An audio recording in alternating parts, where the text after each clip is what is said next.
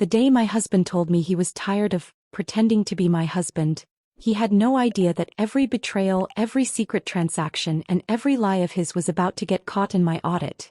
And in a single night, I turned his entire life upside down. The night my husband yelled at me that he was tired of pretending to be my husband, I froze completely. His words carved an empty hollow in my chest, like someone had reached inside and squeezed my heart in their fist. We were standing in the kitchen, it was a Sunday night, and I had only asked where the $2,000 from our joint account had gone. That moment still feels as clear as if it happened 5 seconds ago. The fridge alarm was beeping because the door was left open, but he didn't care. He said, "I'm done pretending. I'm tired of this husband act." And for the first time I saw that boredom in his eyes, the kind that must have been growing long before without warning me. I didn't respond.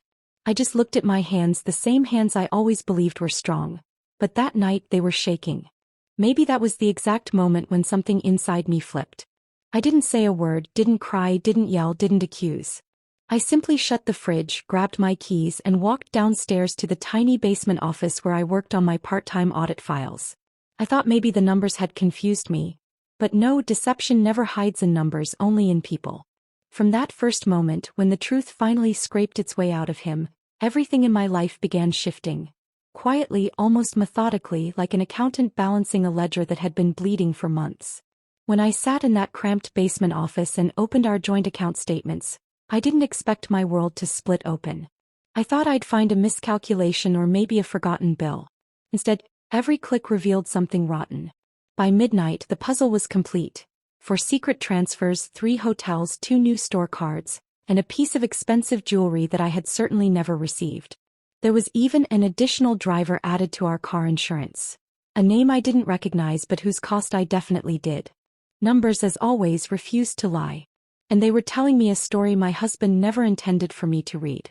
The next morning when I stood in front of the mirror, I saw dark circles under my eyes but also a strange, quiet strength. It was like someone inside me whispered, "You know what to do." I called work and requested a day off, though really I just needed space to map out my next steps.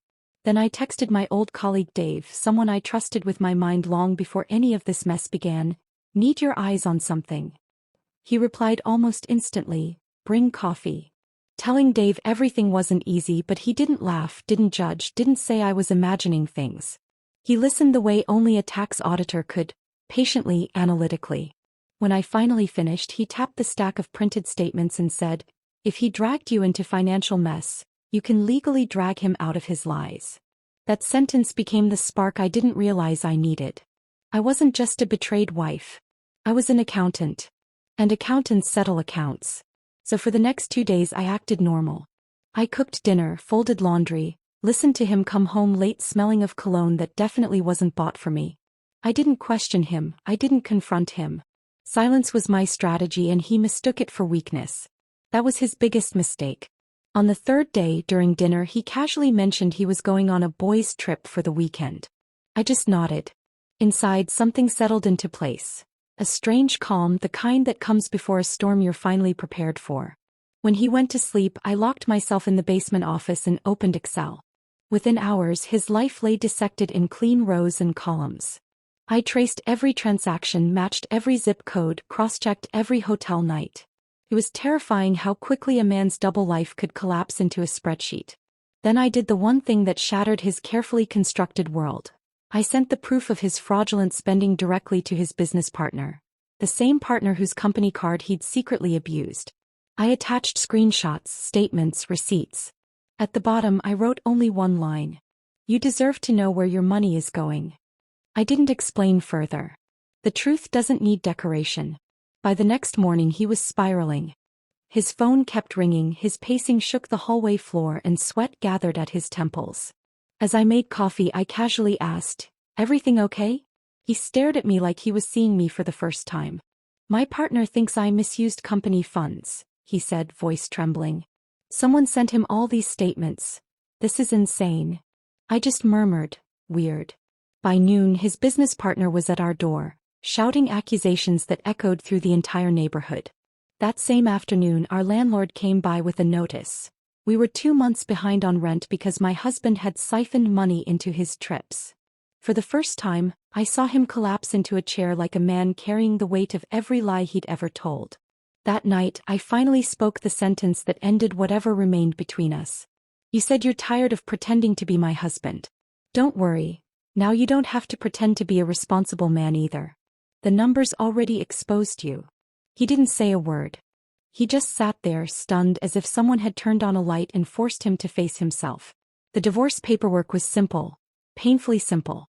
No drama, no shouting, just documentation.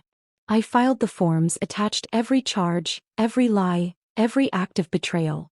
I cleaned up my credit, found a low-cost studio apartment, and spent my first night there sitting by the window, listening to the city humming below me. My life felt smaller, yes, but somehow bigger at the same time. Like someone had lifted a heavy stone from my chest. Revenge didn't make me cruel. It made me honest. For years I had accounted for everyone else's mistakes, everyone else's needs. But for the first time I held myself accountable. I learned that being betrayed isn't shameful, but tolerating betrayal is. I promised myself I would never again live under the weight of someone else's lies, financially or emotionally. Now, in this quiet studio sipping my morning coffee, I know one thing with absolute clarity. I didn't just flip his world upside down. I straightened my own. The world didn't rescue me. I rescued myself. If this story resonated with you, if you believe in standing up for yourself and reclaiming your power, please take a moment to like this video and subscribe to the channel. Your support helps more stories like this reach people who need them. Thank you for watching and being part of this community.